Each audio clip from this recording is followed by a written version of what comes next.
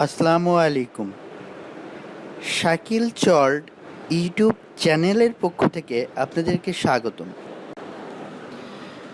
তো বন্ধুরা, আমি আবারও আপনাদের মাঝে আজকে একটি নতুন বিষয় নিয়ে আলোচনা করার জন্য চলে আসলাম। হ্যাঁ বন্ধুরা, আজকের আলোচিত বিষয় হচ্ছে আইফোনে অ্যাসিস্টিভ টাচ কিভাবে অন করতে হয়। তো আমরা অনেকে আইফোন ইউজার, আবার অনেকে আমরা এই অ্যাসিস্টিভ টাচ অন করতে জানি, আবার অনেকেই জানি না।